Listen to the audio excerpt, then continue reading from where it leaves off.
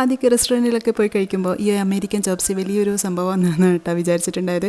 പക്ഷേ പെട്ടെന്ന് തന്നെ നമുക്ക് വീട്ടിൽ റെഡിയാക്കാൻ വേണ്ടി പറ്റുന്ന ഒരു കാര്യമേ ഉള്ളൂ. അപ്പോൾ അതിന് വേണ്ടിയിട്ട് ഞാനിവിടെ ഒരു 250-300 ഗ്രാമോളം ന്യൂഡിൽസ് ഒന്ന് വേവിക്കാൻ വേണ്ടി വെക്കുന്നുണ്ട്.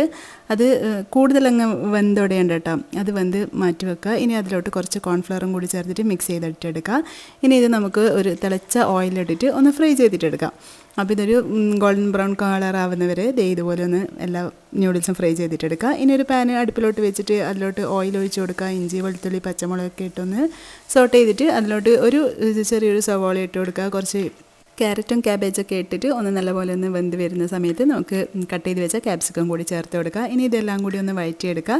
ഇനി ഇതിലോട്ട് കുറച്ച് ഒരു ടീസ്പൂൺ വിനാഗിരിയും അതുപോലെ 2 ടീസ്പൂൺ റെഡ് ചില്ലി സോസും 2 ടേബിൾ സ്പൂണോളം സോയാ സോസും കൂടി ഒഴിച്ചിട്ട് വീണ്ടും ഒന്ന് നല്ലപോലെ മിക്സ് ചെയ്തിട്ടെടുക്കുക. ഇനി ഇതിലോട്ട് 1/4 കപ്പ് ടൊമാറ്റോ കെച്ചപ്പില്ലേ അതും കൂടി ചേർത്തിട്ട് ഒന്ന് മിക്സ് ചെയ്തിട്ടെടുക്കുക.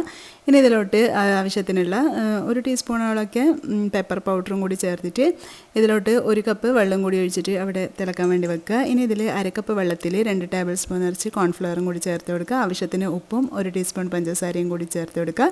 പിന്നെ ഇതിൽ ആവശ്യത്തിനുള്ള മല്ലിയിലയും കൂടി ചേർത്ത് കഴിഞ്ഞാൽ നമ്മുടെ അടിപൊളിയായിട്ടുള്ള ഒരു സോസ് റെഡി ആയിട്ടുണ്ട് കേട്ടോ. ഇനി നമ്മൾ ഫ്രൈ ചെയ്ത് വെച്ച ഒരു ന്യൂഡിൽസില്ലേ അത് കൈവച്ചിട്ട് തന്നെ ജസ്റ്റ് ഒന്ന് പൊടിച്ചിട്ട് എടുക്കുക. ഇനി ആവശ്യമുള്ള പൊടിക്കാണ്ടും ചെയ്യാം കേട്ടോ. ഇനി ഇതിന് മുകളിലായിട്ട് നമ്മൾ റെഡിയാക്കി വെച്ച സോസും ഒരു ബുൾസയൊക്കെ ഉണ്ടാക്കിയിട്ട് വെച്ച് കഴിഞ്ഞാൽ നമ്മൾ അടിപൊളിയായിട്ടുള്ള അമേരിക്കൻ ചോപ്സ് റെഡിയായി. ഇഷ്ടമായിട്ടുണ്ടെങ്കിൽ ലൈക്ക് ചെയ്യാനും ഫോളോ ചെയ്യാനും മറക്കണ്ട.